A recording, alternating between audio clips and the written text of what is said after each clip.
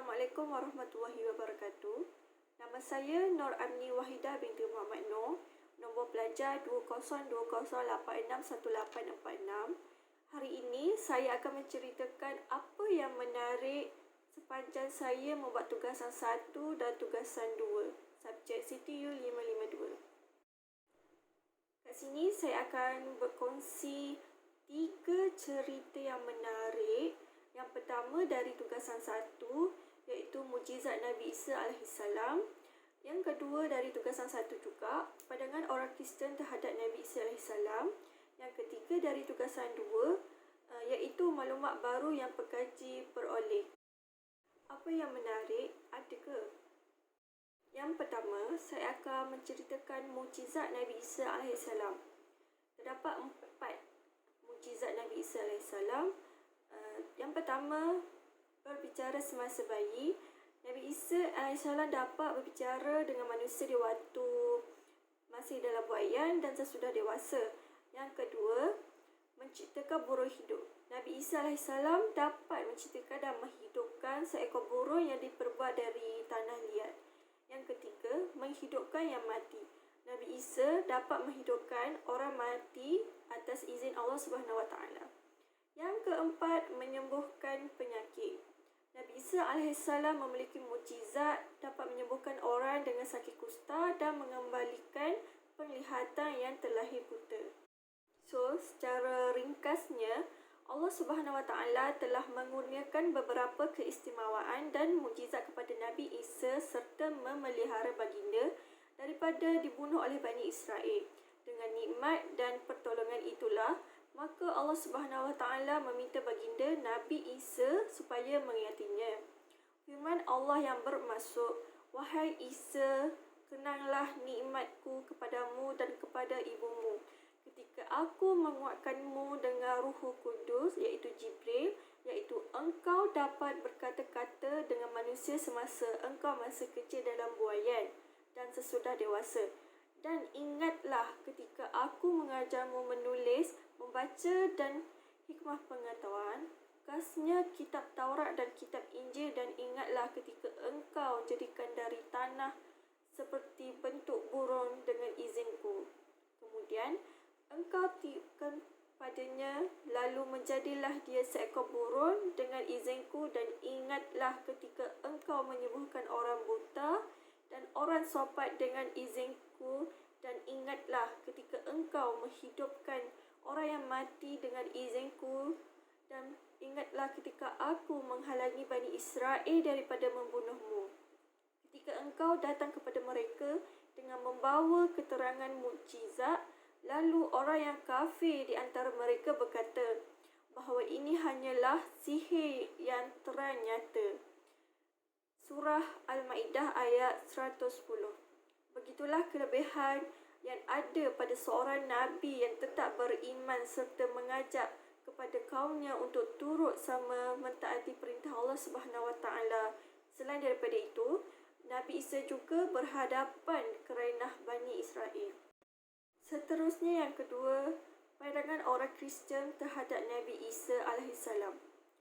Mereka percaya bahawa Nabi Isa adalah Sang Kristus, iaitu Masih, iaitu penyelamat manusia yang terdapat dalam perjanjian lama.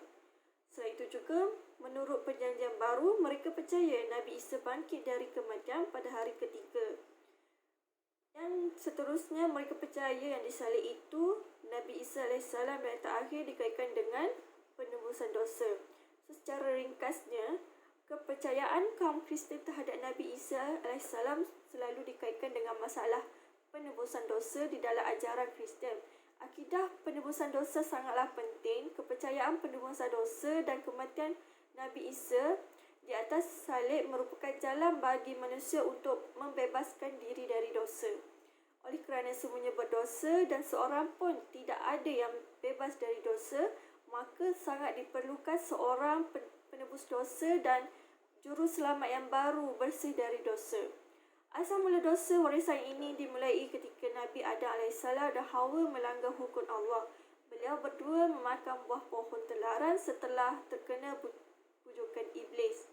Iblis dengan kata-kata halus menyatakan bahawa larangan Tuhan kepada mereka memakan buah-buah yang ditunjuk itu adalah kerana dengan memakan buah itu mereka akan menjelma menjadi malaikat dan akan hidup kekal.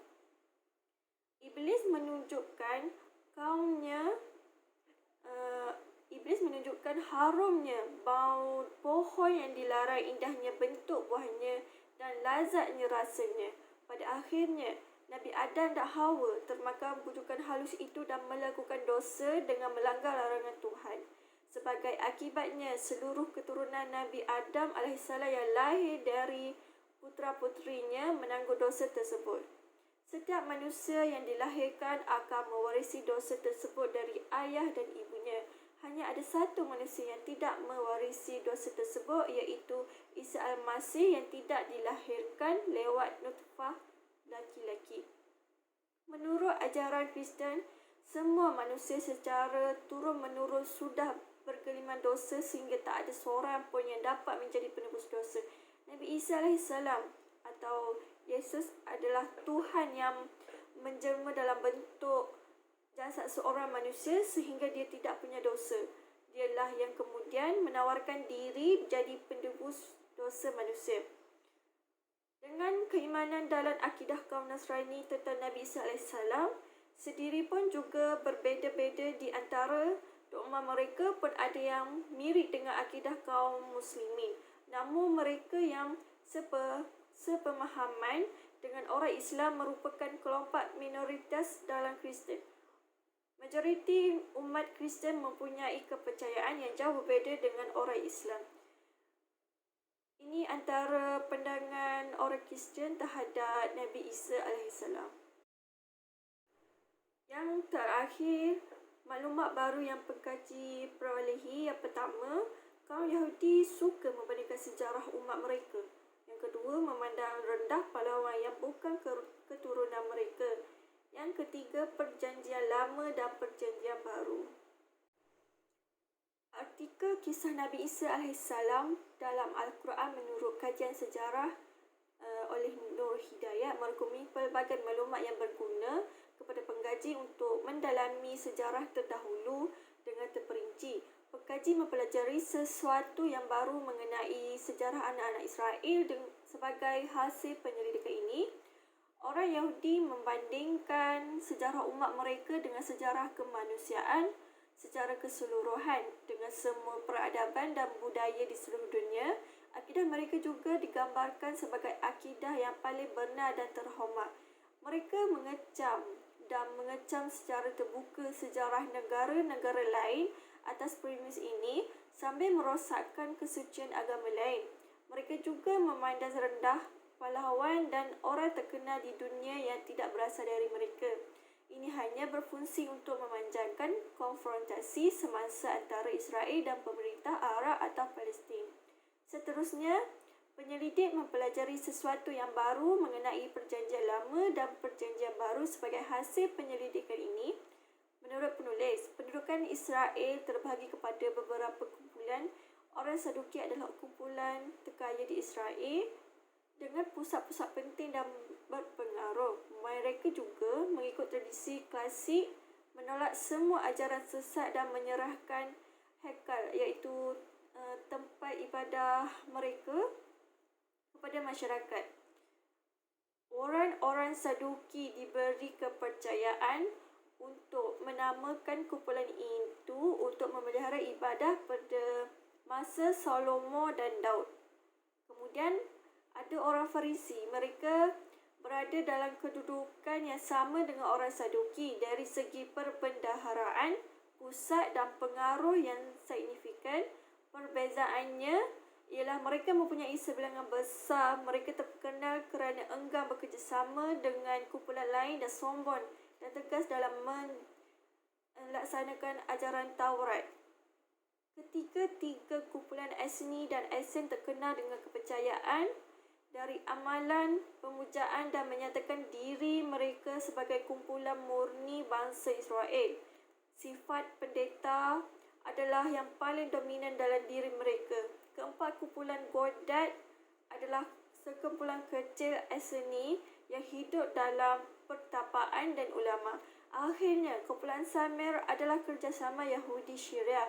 Nenek moyang mereka berasal dari suku Syria yang diasingkan ke kawasan di antara dua sungai oleh Raja Babylon dan kembali ke Palestin untuk menetap di sana menggantikan orang-orang Yahudi.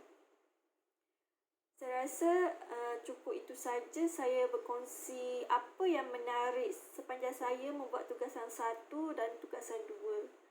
Terima kasih.